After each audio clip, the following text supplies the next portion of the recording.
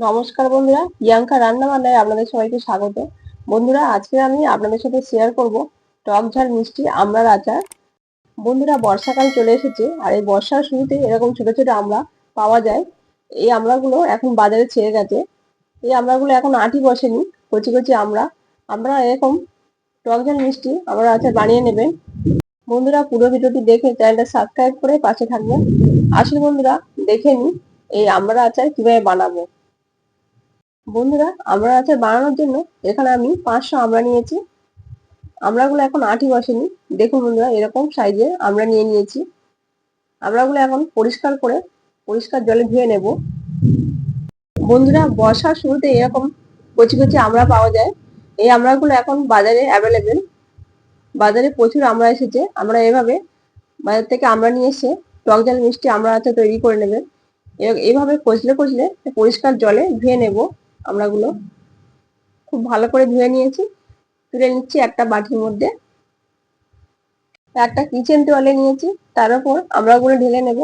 খুব ভালো করে মুছে নেব। পরিষ্কার কিচেন তোয়ালে দিয়ে খুব ভালো করে মুছে নেব। বন্ধুরা, লক্ষ্য রাখতে হবে যাতে আমড়ার মধ্যে কোনো জল না থাকে।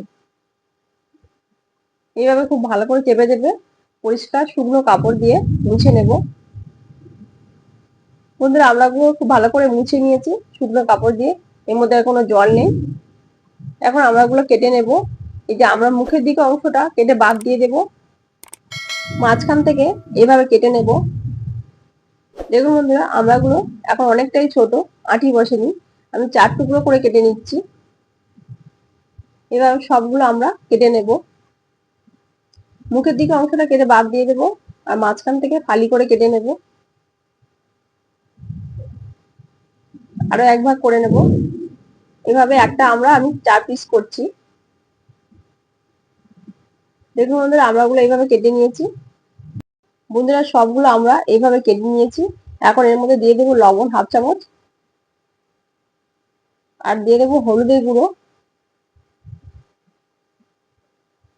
আর দিয়ে দেবো সামান্য একটু লঙ্কা গুঁড়ো। দিয়ে খুব ভালো করে মিশিয়ে নেব। বন্ধুরা, নুন দেওয়ার ফলে আমড়ার মধ্যে একটু জল বেরোবে। এই জলটা আমরা পাখার হাওয়ার মধ্যে রেখে শুকিয়ে নিতে পারেন, কিংবা রোদে দিয়ে শুকিয়ে নিতে পারেন। এখানে একটা স্টিলের থালা নিয়েছি। থালার মধ্যে আমড়াগুলো সব নিয়ে নিয়েছি। এখন আমি রোদে 2-3 ঘন্টা দিয়ে রোদে শুকিয়ে নেব। আপনারা চাইলে পাখা হাওয়ার মধ্যে দিয়ে শুকিয়ে নিতে পারেন। দেখুন বন্ধুরা, 2-3 ঘন্টা পরে আমড়াটা অনেকটা শুকিয়ে গেছে। আমড়াটা খুব ভালো করে শুকিয়ে নিয়েছি। এখানে কিছুটা মশলা নিয়েছি। মেথি, নিয়েছি গোটা মৌরি, গোটা ধনে, কিছুটা শুকনো লঙ্কা আর গোটা জিরে। এই সবগুলো উপকরণ খুব ভালো করে শুকনো কড়াই ভেজে নেব। বন্ধুরা, গ্যাসের মধ্যে কড়াই বসিয়ে দিয়েছি। এখন সেই মশলাগুলো কড়াইয়ের মধ্যে দিয়ে দেব। দিয়ে এভাবে নাড়াচাড়া করে কিছুক্ষণ ভেজে নেব। ধনেটা যখন ফাটতে শুরু করবে তখন ভাবতে হবে যে মশলাটা ভাজা হয়ে গেছে। বেশি লাল করবো না। মশলাগুলো নামিয়ে নিয়েছি একটা প্লেটে। কড়াইতে সরষের তেল গরম করে নিয়েছি। দিয়ে দেবো 1 চামচ 5 ফোড়ন। 5 ফোড়নটা দিয়ে খুব ভালো করে ভেজে নেবো। দিয়ে দেবো শুকনো লঙ্কা দুটো। এখন দিয়ে দেবো কেটে রাখা আমড়াগুলো। আমড়াগুলো দিয়ে খুব ভালো করে ভেজে নেব। বন্ধুরা, আমড়াগুলো কিছুক্ষণ নাড়াচাড়া করে ভেজে নিয়েছি। এখন দিয়ে দেবো কাশ্মীরি লাল লঙ্কা গুঁড়ো 1 চামচ, হাফ চামচের একটু বেশি দিয়েছি। দিয়ে দেবো চিনি। এখানে আমি 300 গ্রাম চিনি নিয়েছি। 500 আমার জন্য 300 গ্রাম চিনি দিচ্ছি। দিয়ে খুব ভালো করে মিশিয়ে নেব। যতক্ষণ না চিনিটা গলছে এইভাবে নাড়াচাড়া করে নেব। নাড়তে নাড়তে একসময় চিনিটা পুরো গলে যাবে। দেখুন বন্ধুরা, কিছুক্ষণ নাড়ার পরে চিনিটা পুরো গলে গিয়েছে। আরো কিছুক্ষণ নাড়াচাড়া করে নেব। এখন দিয়ে দেবো সামান্য একটু বিট লবণ। বিট লবণ দিলে আলাদা একটা স্বাদ হয়, খুব সুন্দর টেস্টি হয়। দিয়ে দেবো ভিনিগার।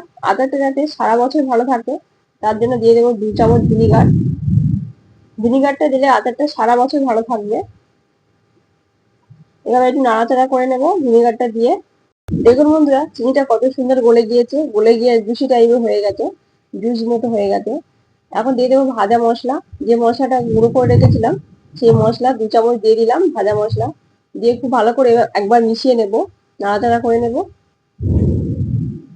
দেখুন বন্ধুরা, আচারটা কত সুন্দর তৈরি হয়ে গেছে, কত সুন্দর জুসি টাইপের হয়ে গেছে, খুব সুন্দর হয়েছে। এরকম আচার খাবার থালায় একটু যদি থাকে, এক থালা ভাত নিমিষে খাওয়া হয়ে যাবে।